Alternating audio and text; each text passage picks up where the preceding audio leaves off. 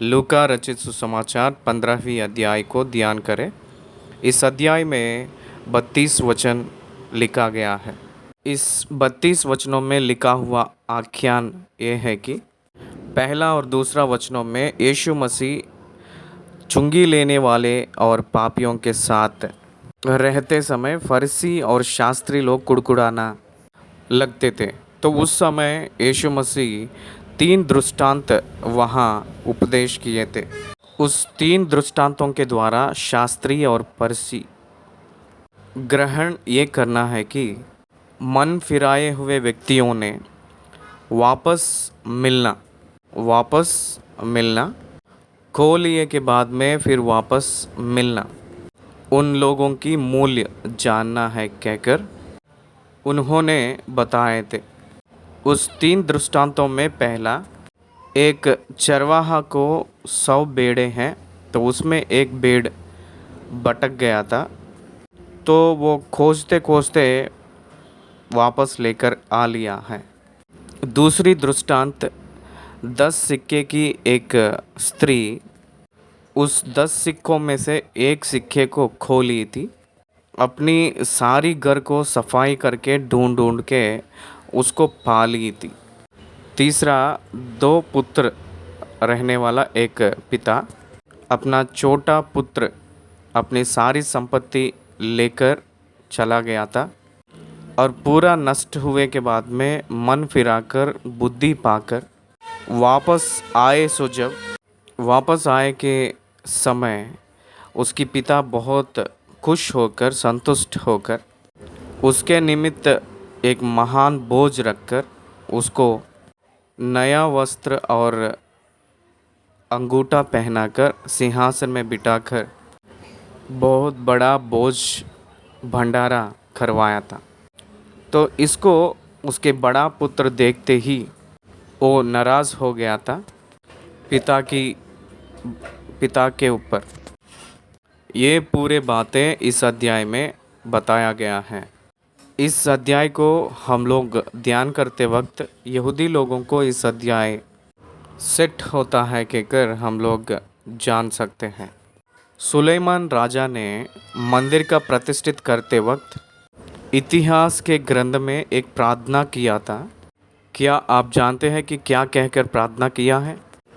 आसमान और पृथ्वी के सृजनहार परमेश्वर, आपके लोग मन फिराकर प्रार्थना किए सो जब उनकी ओर मोड़कर उनको छुड़ा ले, क्योंकि वो लोग आपकी नाम रखा हुआ जन है, इसलिए उनकी प्रार्थना सुन ले कहकर प्रार्थना किया था। दूसरी इतिहास के ग्रंथ 7वीं अध्याय उसकी 14वीं वचन से परमेश्वर की बातें यहाँ दिखाई देती हैं। 14वीं वचन से, तब यदि मेरी प्रजा के लोग जो मेरे कहलाते हैं दीन होकर प्रार्थना करें और मेरे दर्शन के खोजी होकर अपनी बुरी चाल से फिरें, तो मैं स्वर्ग में से सुनकर उनका पाप क्षमा करूँगा और उनके देश को ज्यों का त्यों कर दूँगा। अब से जो प्रार्थना इस स्थान में की जाएगी उस पर मेरी आंखें खुली और मेरे कान लगे रहेगी, क्योंकि अब मैंने इस भवन को अपनाया और पवित्र किया है कि मेरा नाम सदा के लिए इसमें बना रहे कहकर कहे थे। इसलिए मेरे नाम जो रख लिए हैं, मेरी प्रजा जो लोग हैं मेरे कहलाते हैं, वो लोग दीन होकर प्रार्थना करें और मेरे दर्शन के खोजी होकर अपने बुरी चाल से फिरे, तो स्वर्ग में से सुनकर उनका पाप क्षमा करूँगा, उनको मैं याद करूँगा कहकर परमेश्वर जो कहा गया हुआ बात हमें इस 3 दृष्टांतों में खो जाकर और फिर वापस मिलना, ये अनुभव यहाँ हमको दिखाई देती है। ओवरऑल व्यू ऑफ गॉस्पेल, सुसमाचार की परिप्रेक्ष्य से देखें तो, न्यू टेस्टमेंट परिप्रेक्ष्य से अगर हम देखें तो इसमें एक पापी उद्धार पाना, उसके निमित्त समाचार मिलती है। वैसे ही उद्धार पाया हुआ व्यक्ति पाप में गिरकर फिर पश्चाताप करके यीशु के पास आए, जब उसकी संबंध निरंतर है कहकर एक महत्वपूर्ण संदेश भी इसमें दिखाई देती है। ये सब परिप्रेक्ष्य कौन है? एक्चुअल में ये हम लोगों को जीविश कल्चर में पश्चाताप से प्रभु के पास वापस आए हुए यहूदी लोग प्रभु से अंगीकार किया जाते हैं कहकर वो फिर से उन लोगों को याद कर लेते हैं, उनकी वाचा रद्द नहीं करते हैं, उनसे वाचा निरंतर है, उनको वो परमेश्वर होते हैं। ये एक भावना है, परंतु यीशु मसीह में संबंध में रहकर परमेश्वर से वो लोग संगति में भटक गए। सो जब फिर से वापस पश्चाताप के द्वारा संगति में वो लोग आगे बढ़ सकते हैं। They will restore everything back when they repent. ये हम लोग इस अध्याय में देख सकते हैं। इसलिए मन फिराना इसमें प्रामुख्य है, मन फिराओ इसमें प्रामुख्यता है। इस अध्याय में खो जाना और फिर वापस मिलना, खो जाना और फिर वापस मिलना। जो लोग खो जाते हैं उन लोग वापस मिले। सो जब मालिक को मिलती है जो आनंद, वो स्वर्गलोक में होने वाली आनंद के समान तुलना किया गया है। वैसे भी हम लोग समझ सकते हैं उस कोण में भी। इसलिए इसमें वाचा के विषय हमें याद आते हैं, क्योंकि एक पैराबल में 100 भेड़ें हैं, वो चरवाहा का जिम्मेदारी है। भेड़ भटकना उसका गुण है और चरवाहा के गुण खोजना है, ढूंढकर बचा लेना और ढूंढकर पाना, उसको अपने कंधे पे उठाकर फिर ले आकर अपने जो झुंड में जोड़ना। That is the responsibility of A shepherd. Here the shepherd represents the God and his nature. उसके बाद 10 सिक्कों को जो स्त्री एक सिक्का खोली है, वो शादी से पहले एंगेजमेंट के समय दिया जाता था। उस ज़माने में वो नहीं रहे तो विवाह नहीं होगा, शादी नहीं होगी। इसलिए उन लोग फिर से वो 10 सिक्के दिखाना पड़ता है वो स्त्री। इसका मतलब वो एक ध्यान देने वाली एक स्त्री के रूप में दिखाई देती है। इसलिए वो भी मैरिज के बारे में बताए थे, it is a permanent covenant, वो भी बताए थे।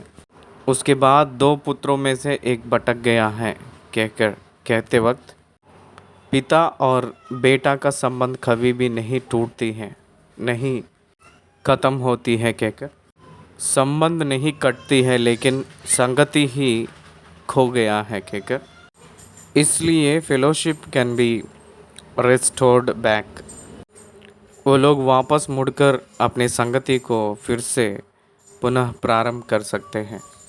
ये हमें बहुत स्पष्ट रूप में पता चल रही है और बताया गया है।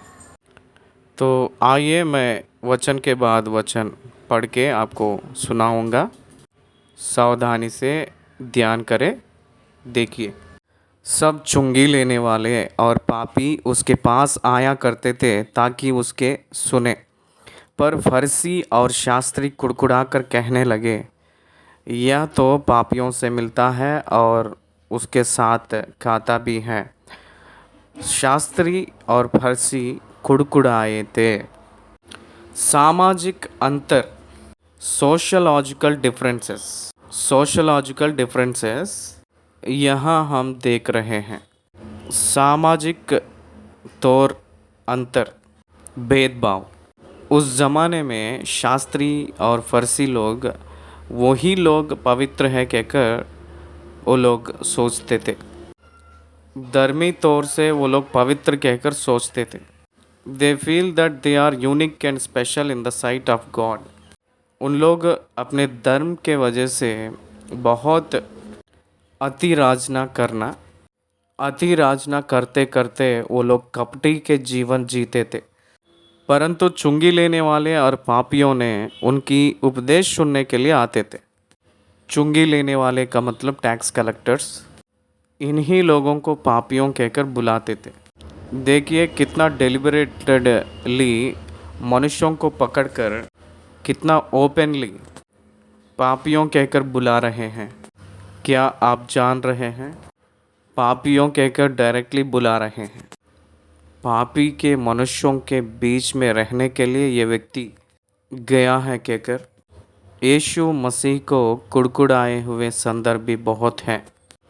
सामोन कहकर एक व्यक्ति, उसके घर पे यीशु मसीह ने भोजन करते वक्त ये जो व्यक्ति को पापनी स्त्री अगर ये भविष्यवक्ता होता तो पहले ही उसको पता चलती है कि वो स्त्री कौन सी है और किस प्रकार की है कहकर कहा था अपने मन में। वहाँ शास्त्री और फरीसी लोग ये बात भूल गए हैं कि उन लोग भी पापी है कहकर वो लोग भूल चुके थे। उन लोग पवित्र है कहकर उन लोग अपनी भावना को प्रकट कर रहे थे। प्रकट करते करते वो लोग कपटी रूप में रह रहे थे। उन लोग अपने कटोरे को बाहर शुद्ध करते हैं, अंदर छोड़ देते हैं कहकर प्रभु ने उन लोगों के बारे में चेतावनी दिए थे।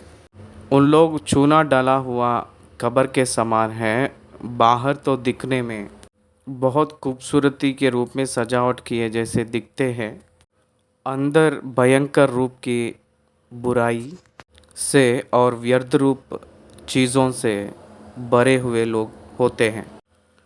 मृतक लाशों से जैसे खबर रहती है वैसे रहने वाले हैं कहकर प्रभु ने कहे थे उनके जीवन के बारे में कहते हुए।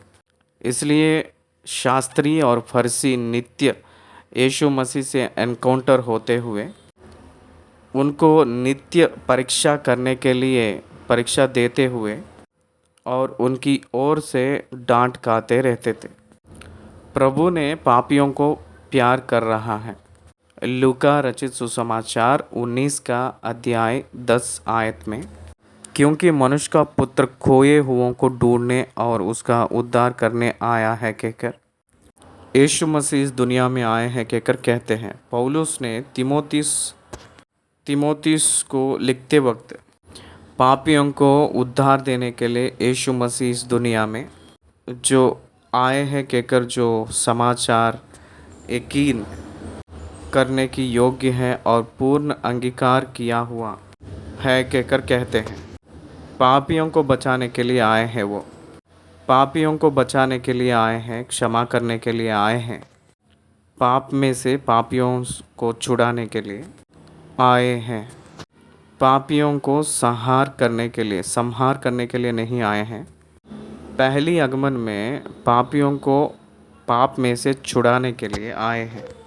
उनकी purpose of visit this world is to deliverance the sinners from sin. ये हम लोग जानना चाहिए। इसलिए उनको हमेशा पापी ही रहते थे, उनके साथ हमेशा पापियों ही रहते थे और चुंगी लेने वाले ही रहते थे। उन्होंने उन लोगों के साथ रहते रहते खाते पीते, उन लोगों के साथ संगति करते हुए, उन लोगों को परमेश्वर के राज्य के बारे में प्रकट करते हुए उन लोगों में से बदलाव लेकर आते थे। इसलिए यीशु मसीह इसलिए आए हैं कि बीमारी को वैद्य कहकर जो नीति वचन है उसके वजह से हम लोग समझना है कि किस वजह वो आए हैं। भले चंगा को वैद्य का ज़रूरत नहीं है ना, बीमार को ही वैद्य और पापी को ही उद्धार करता, यही है उनका स्लोगन। इसलिए यीशु मसीह उनसे भोजन खा रहे हैं कहकर फरीसी और शास्त्री लोग कुड़कुड़ाए थे, लेकिन यीशु मसीह कभी भी नहीं कुड़कुड़ाए थे। तब उन लोगों को उन्होंने एक दृष्टांत बता रहे थे। चुंगी लेने वाले और पापियों भी मनुष्य ही हैं। उन लोग भटक गए थे, वो लोग वापस मिले, उसका संदर्भ। उन लोग मुड़कर वापस आ गए तो उससे भी संतुष्ट और कुछ नहीं है कहकर उन लोगों को ये बात समझा रहे हैं। पश्चाताप करने वाले व्यक्तियों के बारे में फिर वापस बुद्धि पाकर वापस आना, इस प्रकार के व्यक्तियों परमेश्वर की करीब होते हैं। अभी मैं पढ़ा था दूसरी इतिहास में सुलेमान से परमेश्वर बात किए हुए बातें मैं पढ़ा था। मेरे लोग, मेरे जो नाम रखे हैं, ये जो जन दीन होकर अपने आप पछताप करके बुराई को छोड़कर मेरे पास आए तो ऐसे पछताप किए तो मैं उन्हें अंगीकार करूँगा कहते। इसलिए मनुष्यों ने मनुष्यों को धिक्कार रहे हैं। लेकिन परमेश्वर हो तो वो मनुष्यों को स्वीकार कर रहा है, ना कि धिक्कारना। वो मनुष्यों को स्वीकार करता है, धिक्कारता नहीं है। यही कर रहे थे यीशु मसीह। उनके पास जितने भी लोग आते हैं, तो कितना लोग आए तो भी उनको मैं निखारूंगा, धिक्कारूंगा, इनकार करूंगा कहकर कहीं भी नहीं कहे थे। हे बोझ से दबे हुए लोगों, मेरे पास आओ, मैं तुझे विश्राम दूंगा कहकर कहे थे। He gave us the universal call to come to him for deliverance from all kinds of burdens। सारे प्रकार की भावना में से वापस बाहर आने के लिए वो एक बुलाहट दे रहे हैं। इसलिए उनके पास ही हमें छुटकारा मिलती है। कुड़कुड़ाए थे कहकर जो शब्द है वो आप लोग याद रख लीजिए।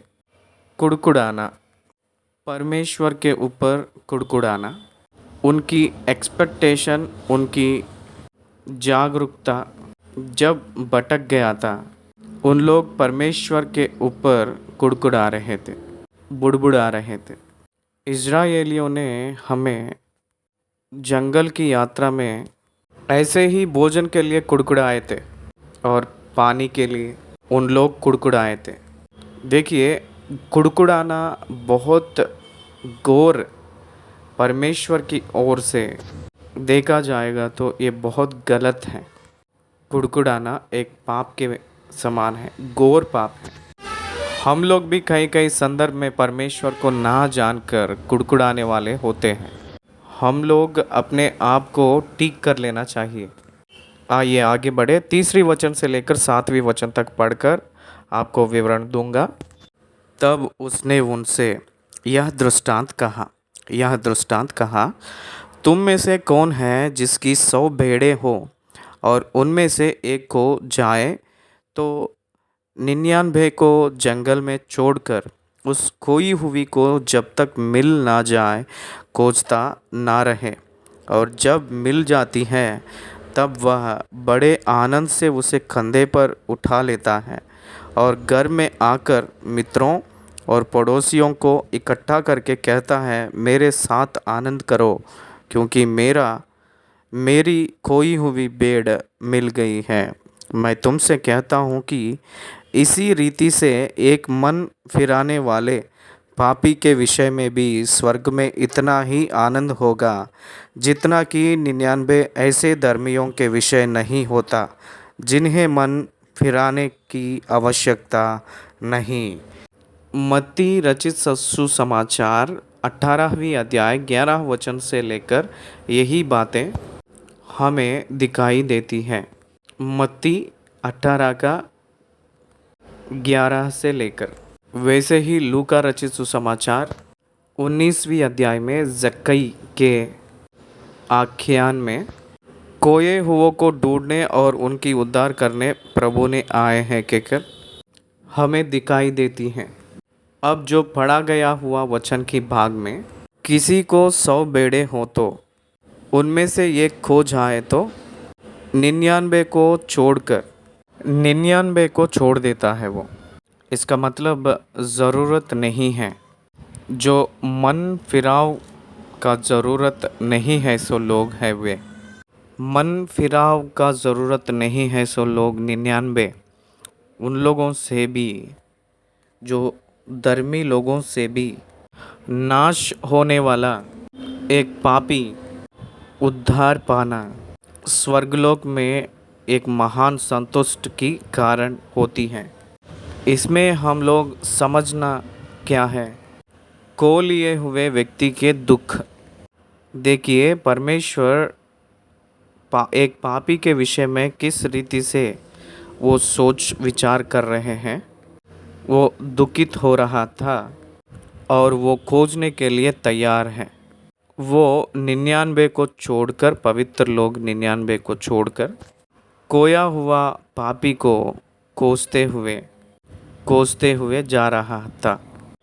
कहाँ खो गया है कहकर उन सारे संदर्भ को खोजते हुए उसको पा लेता है। ये है महानता, इसमें उसको पा लेता है। इस 3 दृष्टांतों में खोए हुए लोग नहीं हैं, सब लोग पाए हुए ही हैं। खो जाकर फिर पाना, खो लेकर पा लेना। यहाँ ये शपर्ड नहीं तो 100 भेड़ियों का मालिक एक भेड़ी को भी नष्ट ना होकर पा लिया है। सारी मानव जाति सब मन फिराना है कहकर परमेश्वर चाह रहा है, ये हम लोग जानना चाहिए। इसलिए कोई भी नष्ट होने का उनका इच्छा नहीं है। यीशु मसीह में सब लोग स्वर्गलोक में जाने के लिए वो अपने क्रूस पे अपने प्राण को बलिदान देकर सारे मानव के लिए पाप की क्षमा के निमित्त परमेश्वर ने उनकी लहू को अंगीकार किया था। इसलिए भटक गया हुआ मानव मनुष्य सीधे मार्ग पे फिर से वापस आना है कहकर परमेश्वर ही खोज में है।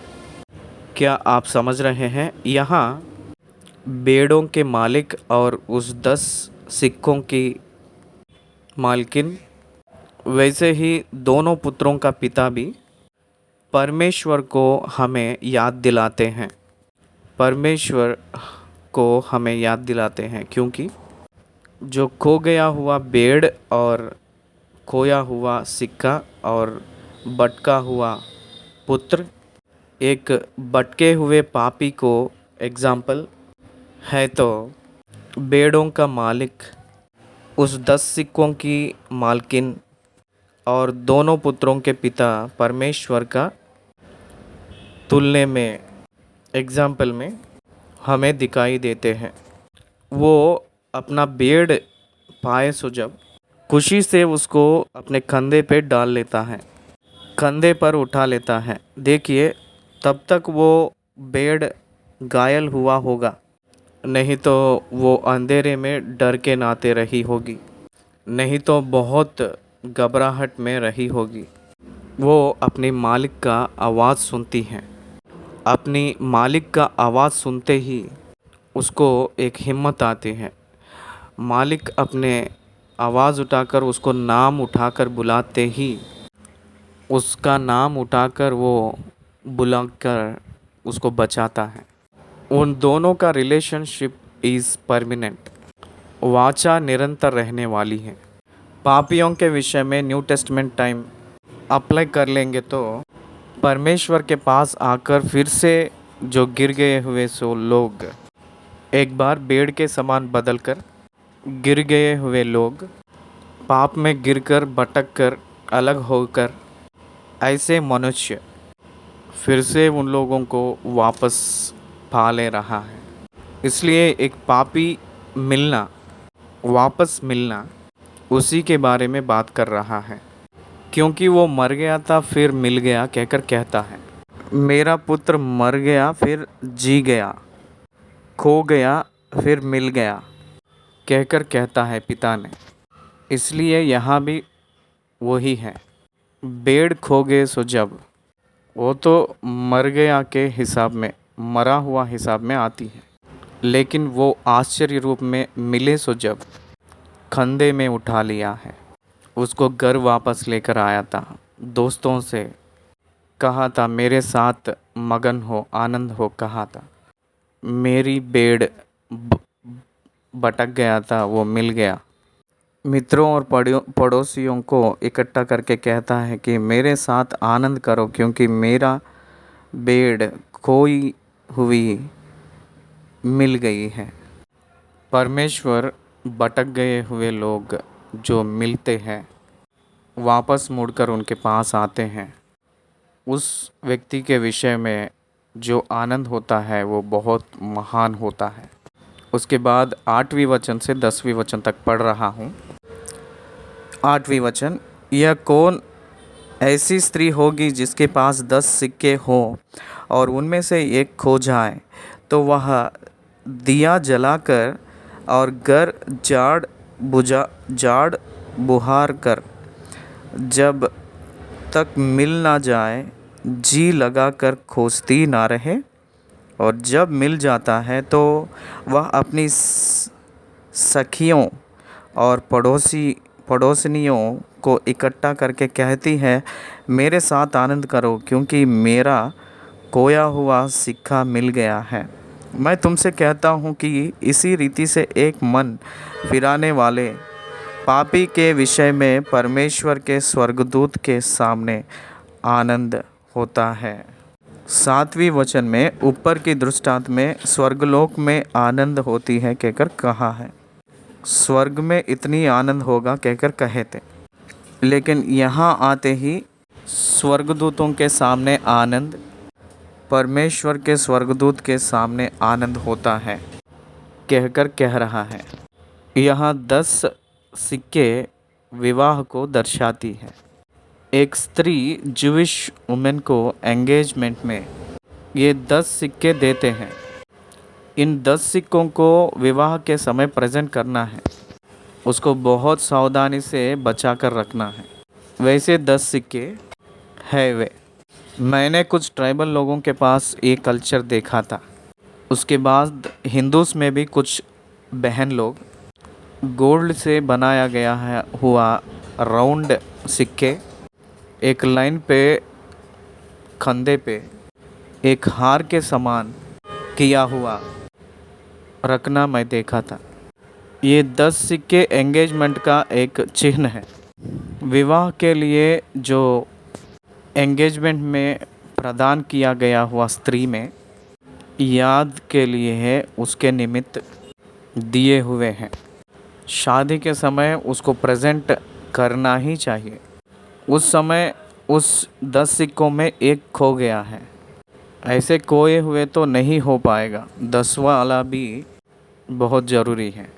आपको मैं एक विषय बताऊंगा। आज भी शादियों में कुछ पर्टिकुलर रीति रिवाज है, वो हम लोगों को अचंभ लगता है। मैं 2 जगह देखा था ऐसे इंसिडेंट्स। एक जगह हम सब लोग वो बारात को ले गए थे। वहाँ बारात में जो खाने वाली छाछ नहीं है कहकर उस बारात को रोक दिए थे वहाँ के मुख्य लोग पुरानिया। उस दिन संडे था, रात की समय थी। हम लोग जो गए थे वो ही बहुत देरी था। कहाँ मिलेगा 25 साल की पिछले दिनों में। बहुत बड़ी समस्या था उस बारात के समय। कोई भी समझाए तो भी वो उस मुखिया लोग नहीं माने थे। सब लोग यहाँ वहाँ दौड़ कर जाके कुछ तो पाकर लेकर आए थे। बड़ा सा बवाल हुई थी, झगड़ा हुई थी वहाँ। दूसरी घटना, एक विवाह में जब शादी हो रही थी, पास्टर जी ने शादी का चिट्ठी मांगे थे। वो निश्चय लेकर आकर दिखाना चाहिए। Signatures of other church pastor उसमें रहता है। उस चिट्ठी एक व्यक्ति ने जेब में रखकर भूल गया था और कहीं चले गया है। वो उनकी स्कूटर को एक्सीडेंट होकर उनके हाथ में रह गया था, वो नहीं आया, वो वहाँ रुक गया था। इसका मतलब आज भी ट्रेडिशन कुछ सीरियस रहता है कहकर बोलने के लिए 2 एग्जाम्पल आपको मैं बताया हूँ। 10 सिक्कों में एक सिक्का खो गया है तो शादी नहीं होगा। उस सिक्का को प्रेजेंट किए तो ही उनकी मैरिज टाइम में उनको शादी होगी।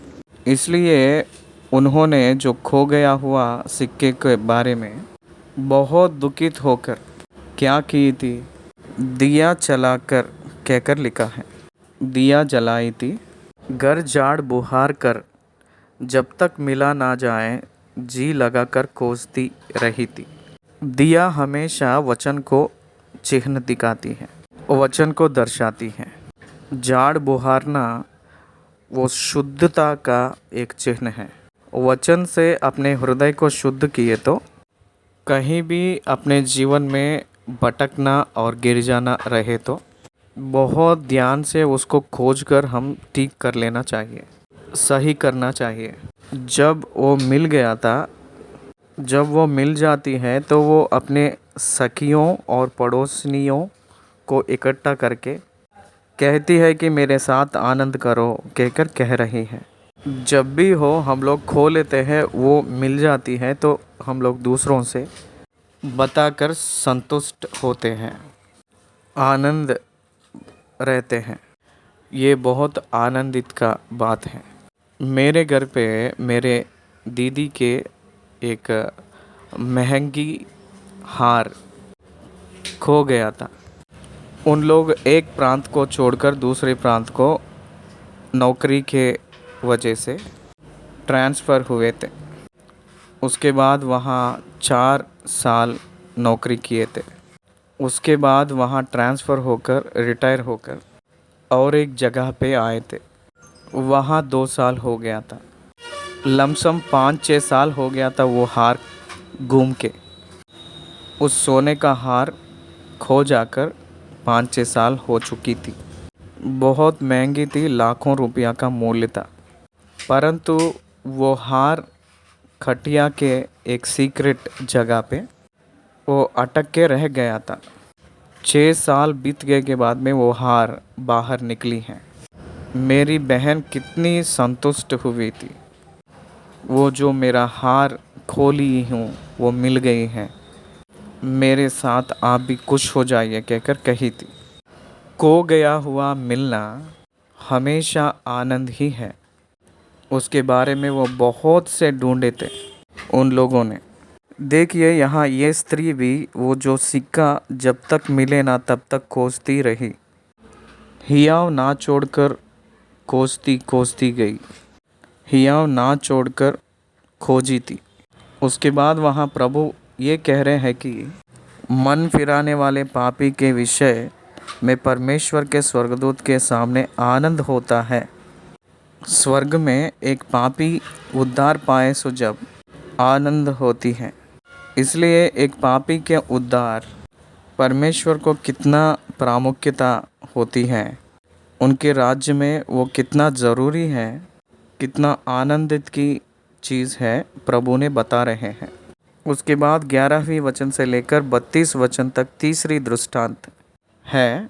उस तीसरी दृष्टांत मैं पढ़ूँगा। जब मैं पढ़ता हूँ तो अनुवाद करने वाले भी उनकी स्वयं भाषा में वचन को पढ़ना है कहकर मैं निवेदन कर रहा हूँ। 11वें वचन से, फिर उसने कहा, किसी मनुष्य के 2 पुत्र थे। उनमें से छोटे ने पिता से कहा, हे पिता, संपत्ति में से जो भाग मेरा हो वह मुझे दे दीजिए। उसने उनको अपनी संपत्ति बांट दी। बहुत दिन ना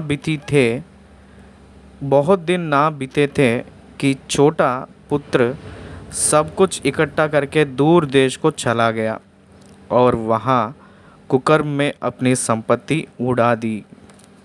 जब वह सब कुछ खर्चा कर चुका तो उस देश में बड़ा अकाल पड़ा और वहाँ कंगाल हो गया। इसलिए वह उस देश के निवासियों में से एक के यहाँ जा पड़ा। उसने उसे अपने खेतों में सूअर चराने के लिए भेजा और वह चाहता था कि उन फलियों से जिन्हें सूअर खाते थे अपना पेट भरे और उसे कोई कुछ नहीं देता था। जब वह अपने आपे में आया तब कहने लगा, मेरे पिता के कितने ही मज़दूरों को भोजन से अधिक रोटी मिलती है और मैं यहाँ भूखा मर रहा हूँ। मैं अब उठकर अपने पिता के पास जाऊँगा और उससे कहूँगा कि पिताजी, मैंने स्वर्ग के विरोध में और तेरी दृष्टि में पाप किया है। अब इस योग्य नहीं रहा कि तेरा पुत्र कहलाऊँ। मुझे अपना एक मज़दूर के समान रख ले। तब वह उठकर अपने पिता के पास चला। वह अभी दूर ही था कि उसके पिता ने उसे देखकर तरस खाया और दौड़कर उसे गले लगाया और बहुत चूमा। पुत्र ने उससे कहा, पिताजी, मैंने स्वर्ग के विरोध में और तेरी दृष्टि में पाप किया है और अब इस योग्य नहीं रहा कि तेरे पुत्र कहलाऊं। परंतु पिता ने अपने दासों से कहा, झट अच्छे से अच्छा वस्त्र निकालकर उसे पहनाओ और उसके हाथ में अंगूठी और पाँवों में जूतियाँ पहनाओ और पला हुआ बछड़ा लाकर मारो ताकि हम खाएं और आनंद मनाएं।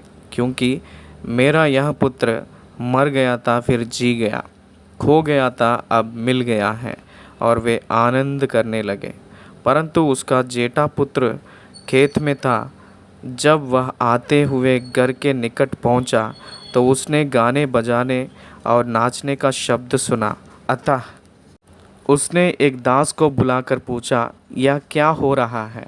उसने उससे कहा, तेरा भाई आया है और तेरा पिता ने पला हुआ बछड़ा कटवाया है, इसलिए कि उसे भला चंगा पाया है। यह सुनकर वह क्रोध से भर गया और भीतर जाना ना चाहा। परंतु उसका पिता बाहर आकर उसे मनाने लगा।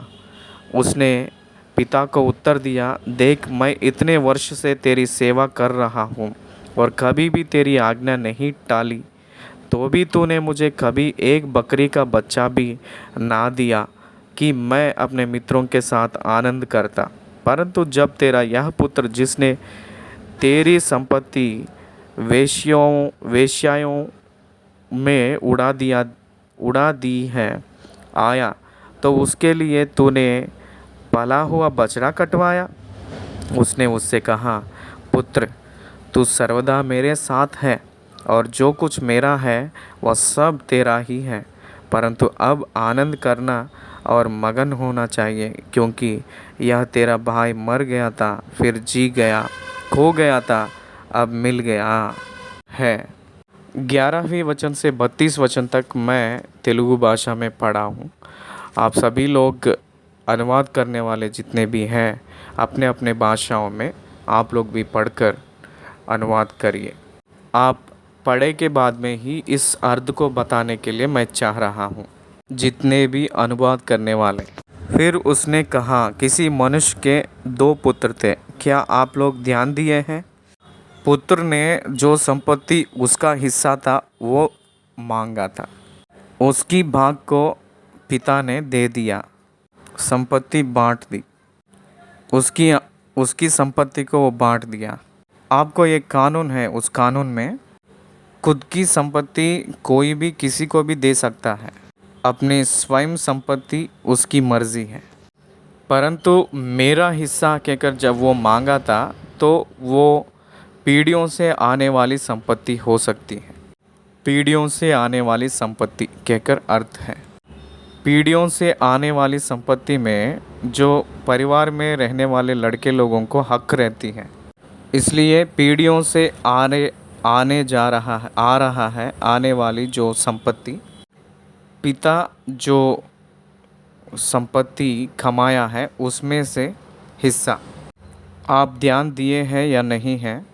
यहाँ पिता ने ये जो पुत्र संपत्ति लिए तो क्या होगा उनको पता है, वो जानते हैं, लेकिन उन्होंने उसको दे दिए थे, संपत्ति को बांट के दे दिया था। बांट के दिए के बाद उसको पता है, उनके पिता को, उसको उसके पुत्र ने कैसे इस्तेमाल करता है और कैसे उसको बड़ा नहीं कर पाता है, वो सब वो जानते हैं। परंतु उसके पुत्र कुछ काल तक उसके पिता के साथ था, उसके बाद उसके पिता को छोड़कर चले गया था। May be the world attracted him, दुनिया उसको आकर्षित की होगी, नहीं तो धन की लालच की वजह से और बहुत उस कमाई करके बढ़ाने के लिए गया होगा, नहीं तो उसकी गलत संगति जो दोस्त लोग के प्रभाव की वजह से अपनी चाल चलन को खराब कर लिया हो सकता है। उस पुत्र ने पिता को छोड़कर दूर देश चला गया। उसके पिता कौन है जो पहचान नहीं है, उस प्रांत में चले गया था। वहाँ उसकी संपत्ति को व्यर्थ कर दिया था। कुकर्म में अपनी सारी संपत्ति को उड़ा दिया। ये हम लोग जानना है। कुकर्म के वजह से अपनी संपत्ति खराब हो जाएगी।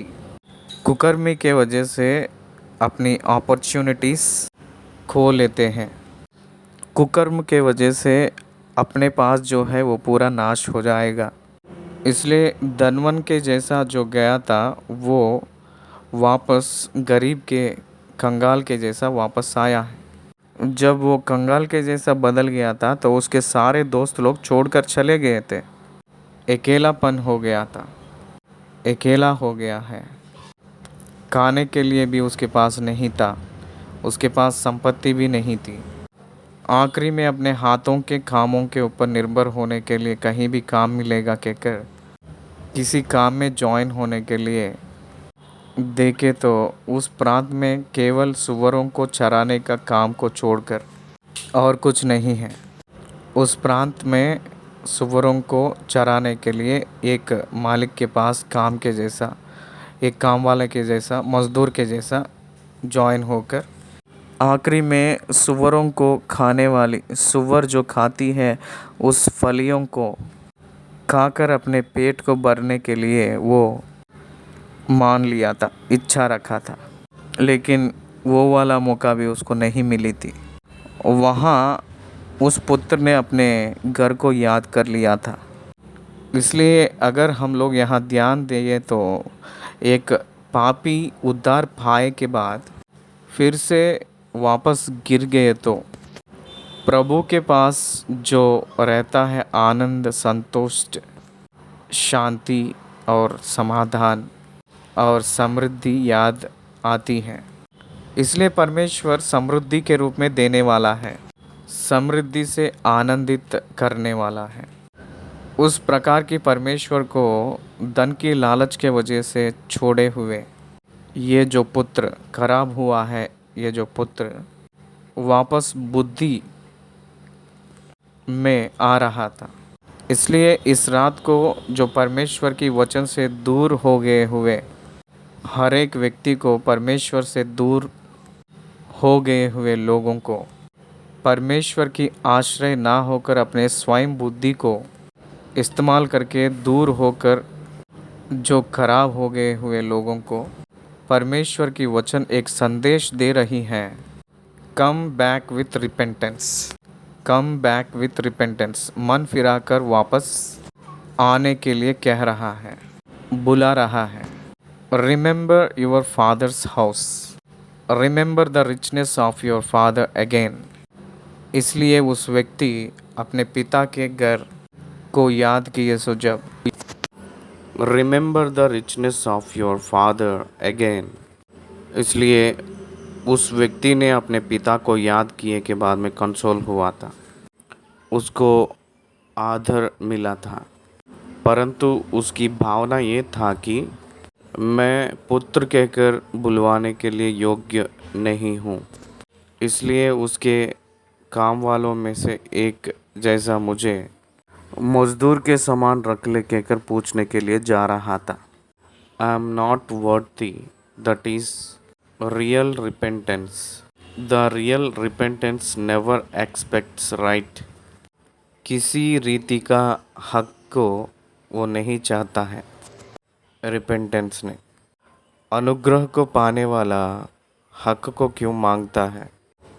किस रीति के हैं हम लोग, अयोग्य हैं हम लोग, हक चाहने के लिए कोई योग्य नहीं है। इसलिए प्रभु के अनुग्रह तरस के ऊपर आधारित होकर जीवित है, लेकिन हक के वजह से नहीं। ये न्यू टेस्टमेंट में एवरी बिलीवर्स की एटीट्यूड इस रीति से रहता है।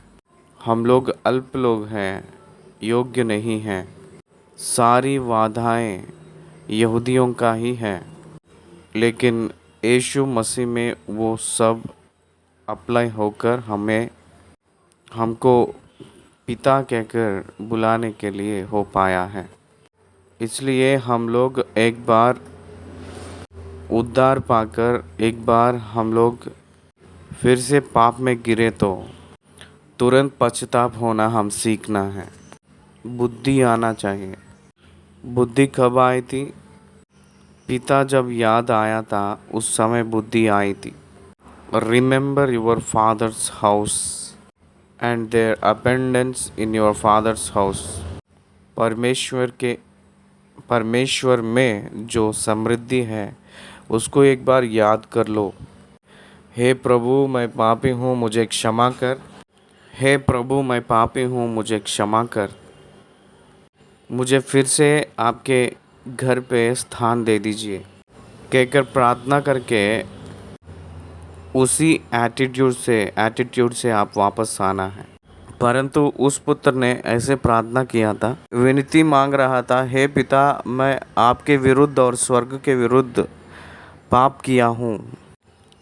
पाप का मतलब यह है कि मिस्ड द मार्क। पाप का मतलब अर्थ क्या है पता है? Missed the mark. परमेश्वर के मार्ग से भटकना, परमेश्वर की आलोचना से भटकना। वैसे भटकने से जो हमारे पास है सब कुछ खो लेते हैं, अल्प के रूप में बदल जाते हैं। अब इस योग्य नहीं रहा कि तेरा पुत्र कहलाऊं कहकर वो पश्चाताप करके कबूल कर रहा है। तब वह उठकर अपने पिता के पास चला। It is very important. बहुत लोग सोचते हैं लेकिन उठकर नहीं आते हैं। आप उठना है, प्रभु के पास वापस आना है। उठकर वापस नहीं आते हैं वो लोग प्रतिफल नहीं पाते हैं। पिता तो दौड़कर उसे गले लगाया और बहुत चूमा। दूर से ही देखकर उसको तुरंत पहचाना था।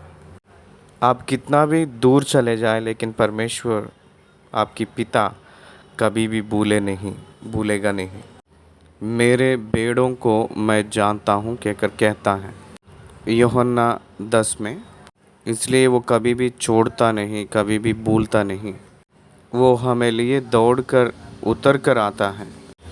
अपना जो गंदगी उनको आपत्ति नहीं देती है कि हमें गले मिलने के लिए। अपने पाप के वजह से वो कभी भी छोड़ता नहीं। अपने दोष के वजह से वो कभी भी हमें कभी शिक्षा नहीं देता है। वो क्षमा करके तरस खाकर अपना लेता है, इसलिए कि वो पिता है। पिता ने अपने दासों से कहा, पश्चाताप करके वापस आया है मेरे पुत्र, उसके लिए आप लोग ये करना है, अच्छे से अच्छा वस्त्र झट से उसको पहनाओ और उसके हाथ में अंगूठी और पाँवों में जूतियाँ पहनाओ और फला हुआ बछड़ा लाकर मारो ताकि हम खाएं और आनंद मनाएं। हमें खाकर तृप्त होंगे और आनंद मनाएं। तब उसका जेठा पुत्र खेत में था।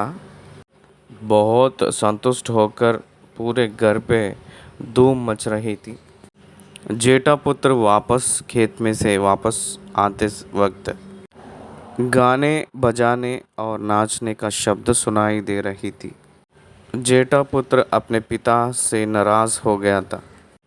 यहाँ एक धर्मी व्यक्ति एक पापी को दिया हुआ तरस के वजह से कभी भी नाराज़ नहीं होना चाहिए। एक पापी को दिया गया हुआ अनुग्रह को याद करते वक्त खुश रहना है, ना कि दुख। मेरे बेड़ों को मैं जानता हूँ कहकर प्रभु ने कहे थे। इसलिए वो कभी भी हमें छोड़ता नहीं है, हमें कभी भी भूलता नहीं है, हमें याद करता है।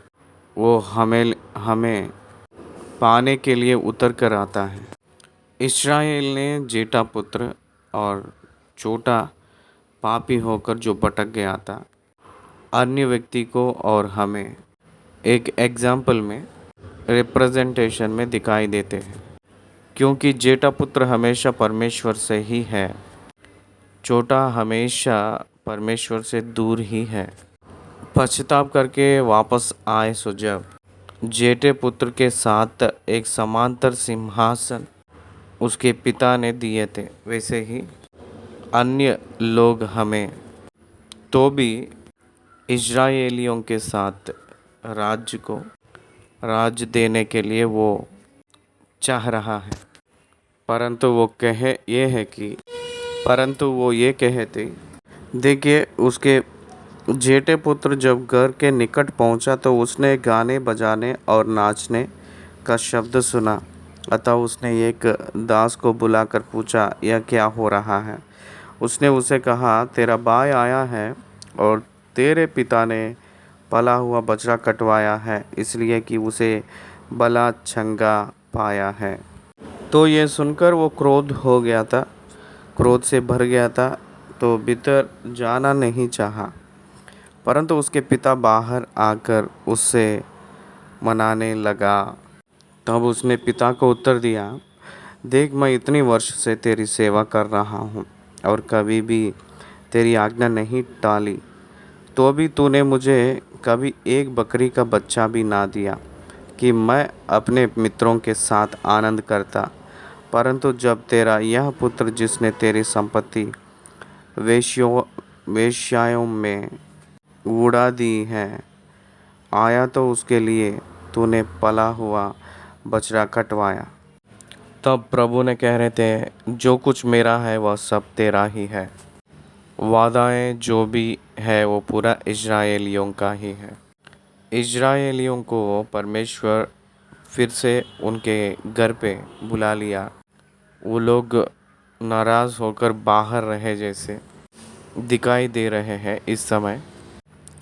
कलीसिया तो एक छोटा पुत्र जैसे आप वापस आया था वैसे आ रही है। एक दिन बड़ा पुत्र यानी जेठा पुत्र फिर वापस घर पे आने का समय है। भविष्यवाणियाँ कह रहे हैं ये बात। बाहर रहा हुआ जेठा पुत्र इज़राइल वापस याद करके फिर से राज्य में आएगा। उस दिन सभी लोग एक ही मंडली के समान, एक ही झुंड के समान, एक ही चरवाहा के नीचे हम लोग रहने जा रहे हैं कहकर बाइबल ग्रंथ हमें बता रही है। इसलिए पिता ने कहा था, हे पुत्र, तू सर्वदा मेरे साथ है और जो कुछ मेरा है वह सब तेरा ही है। परंतु अब आनंद करना और मगन होना चाहिए, क्योंकि यह तेरा भाई मर गया था, फिर जी गया, खो गया था, अब मिल गया है। एफिसी 2 अध्याय का 1 में आप लोग अपराध करके पाप के वजह से मरे हुए है कहकर लिखा है। As a human being we were died in spirit. आत्मा में मरे हुए लोग हैं, हम मरे हुए लोग हैं, अपराधों से मरे हुए हैं।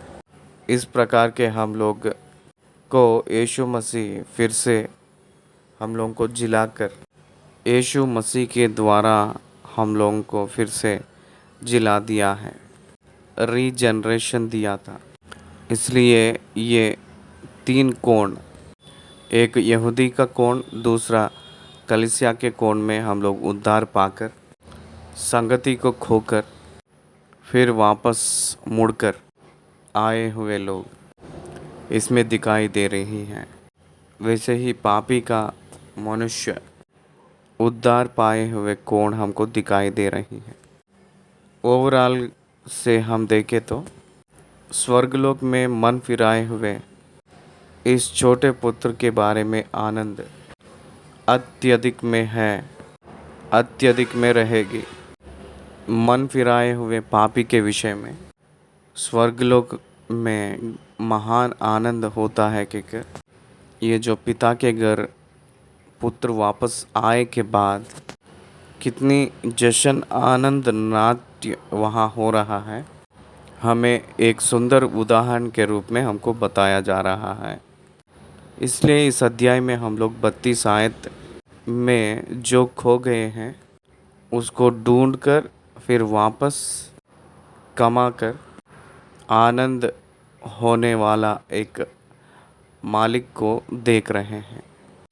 वो मालिक स्वर्गलोक में रहा हुआ परमेश्वर ही है। वो बहुत आनंदित हैं और वो ढूंढ रहे थे जो नष्ट हुए गए हैं, उन लोगों को ढूंढकर उद्धार दे रहा है। स्वर्गलोक आनंदित से है। मैं भटका हुआ भेड़ है, मैं भटका हुआ भेड़ हूँ और मैं खो गया हुआ सिक्का हूँ और मैं भटका हुआ पुत्र हूँ, लेकिन फिर से वापस मिला हूँ और फिर से जी उठा हूँ, फिर से मुझे पाया गया है। इसलिए मेरे वजह से स्वर्गलोक आनंद होती है कहकर मुझे पता है। इस समय वचन सुनने वाले आप लोग पछताप करके प्रभु के पास आकर पाप की क्षमा को कबूल करके सारे पापों को छोड़कर तरस पाकर तरस को अपनाकर प्रभु के पास फिर संगति में जुड़ना है कहकर प्रभु के नाम से प्रभु के संतान हर एक व्यक्ति से मैं प्रेम से बता रहा हूँ।